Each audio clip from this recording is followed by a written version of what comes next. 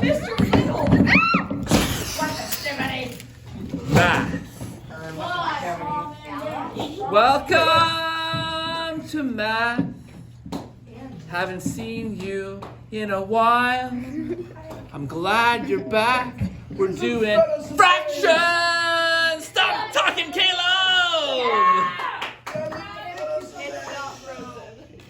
Welcome to math.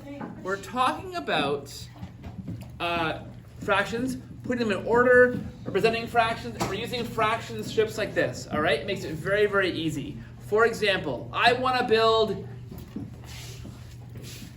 I have no markers anywhere up here. Behind you. Right there. Behind you. I found a marker! What is wrong with you? Okay, I want to build, I am scared. I want to build this fraction. What does my bottom number mean? Brendan, what does my bottom number mean? Curtis. It means the entirety of the fraction, how many pieces it's split into. Okay, yeah, how many pieces make the whole? So this fraction, 5 pieces make up the whole, okay? What does a 3 mean? Looking for quiet hands. Safira. Can I go home? Yes. Yay. Mateo. It's like the pieces. Yeah, how many pieces there are? Sure, okay? Or are missing, depends what question you're being asked. So 5 pieces make the whole, there are 3 pieces there. I grab my fraction out of 5, okay? I have 3 that are there, just like that. Okay, a fraction like this that has 5 out of 4. What's going on there? Because I was told that 4 means how many pieces there are in total, but there's 5 pieces here. What's going on? Caleb.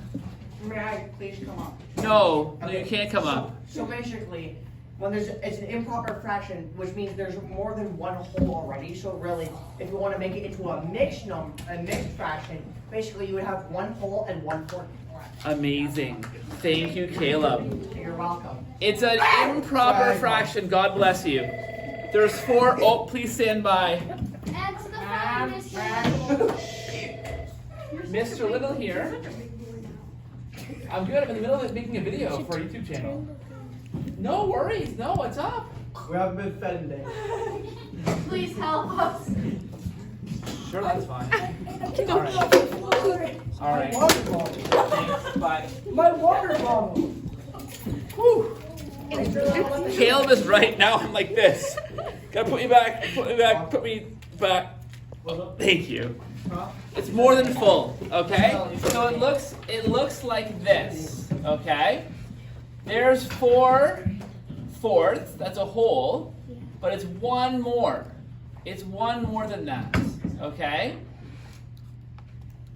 So it's actually, here's a full fraction there, and it's 1 more. Okay. So I can also show this as 1, a big 1 like that.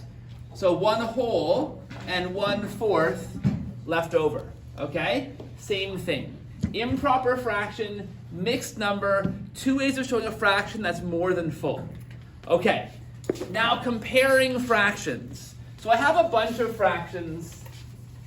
Let me erase these. Get rid of that. Get rid of that. Okay. A bunch of fractions like this. 2/5, 3/8, 1 and 2/10, and 3/12. Okay? I'm going to build these and look at which ones are bigger, okay? And it's pretty easy when I build them on here because I can actually see which ones are bigger pretty easily by just comparing them. There's the 2/5. I'll look for 8s. Here's my 8s. It's 3/8. Okay. 1 and 2/10. So that's going to be a full tenth and then 2 extra. Right? That means 1 full tenth fraction and 2 extra. And then 3/12. Whoops, this isn't quite in line here. There we go. There's my 12ths. I want 3 of those. Okay? So I can pretty easily see that's the smallest. All right? Second smallest is this one. It's a bit bigger. That's a bit bigger. And of course, this one, my tenths, of course it is a mixed number. It's 1 full tenth plus extra. I would already know that that's going to be the biggest. You suck. Because 1 is full. Episode of Cheers. Okay? So that's these fractions in order. There are other ways I can tell which are going to be more or less full, just looking at the numbers though. Okay?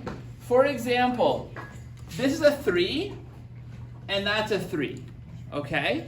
But if I slice my whole into 8 pieces, like this, I should know that those 8 pieces are bigger than if I slice my whole into pieces of 12. And I can see that, right? 3 12ths are a lot smaller than 3 8ths because those pieces are smaller. So without even building this, if you see 2 that are the same like this, think about the bottom number. Think about, okay, if I have the same size pizza and cut it into 12 slices and give you 3, or the same size pizza and cut it into 8 slices and give you 3, those 8 slices are bigger than the 12 slices. So it'll always be the smaller number in the bottom, denominator, the smaller the slices.